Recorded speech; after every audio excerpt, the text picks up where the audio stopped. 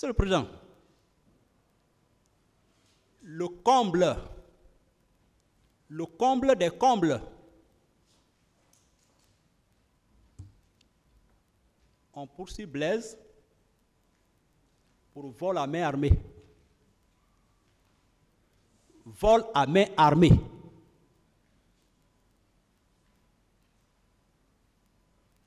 Prévu et puni par les dispositions des articles 422, ancien code, 1998, 381 du nouveau code pénal de février 2016.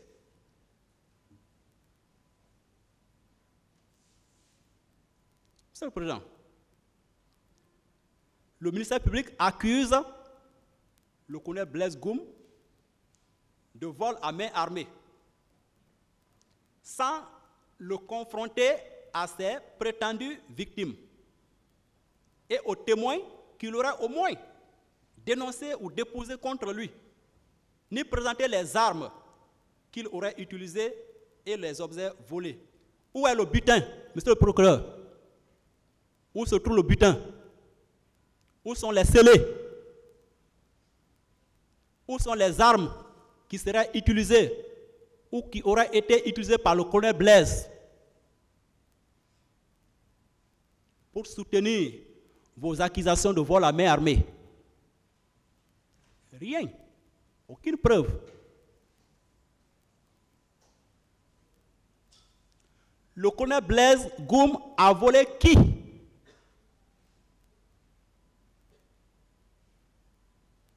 Il a volé quoi?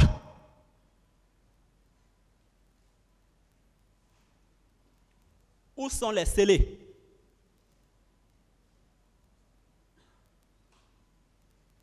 Quels sont les types d'armes qu'il aurait utilisées? Rien de tout cela. Des accusations purement gratuites. Or, les parties civiles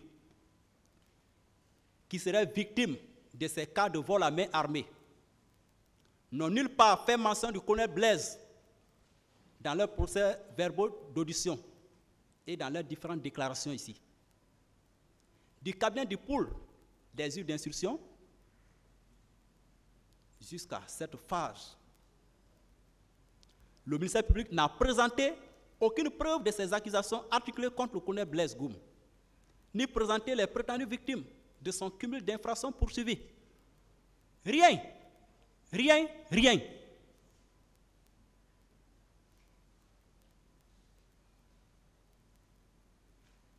Rien, rien. Comme le disait René Mara dans son ouvrage Batouala, Matanini, rien, rien, rien.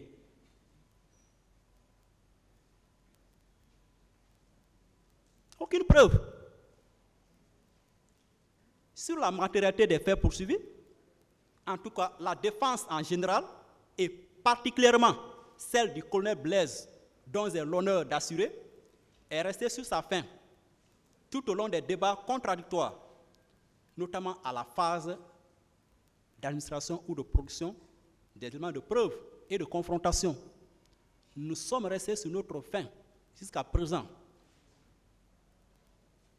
Jusqu'à présent, nous sommes sur notre faim. Alors que l'article 497 est clair. L'article 497, alinéa 2 du Code de procédure pénale est clair.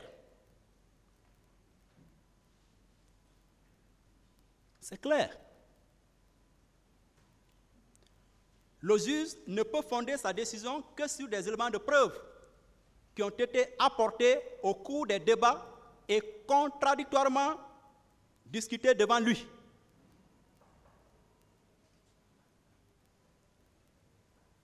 Monsieur le Président, honorables assesseurs, quels sont ces éléments de preuve qui ont été produits ici par le parquet et qui ont fait l'objet de débats contradictoires et qui peuvent être retenus contre le colonel Blaise ou qui peuvent asseoir votre intime conviction. Parce que même l'intime conviction du juge dont on parle doit être fondée ou doit s'asseoir sur ces éléments de preuve, sur des pièces à conviction.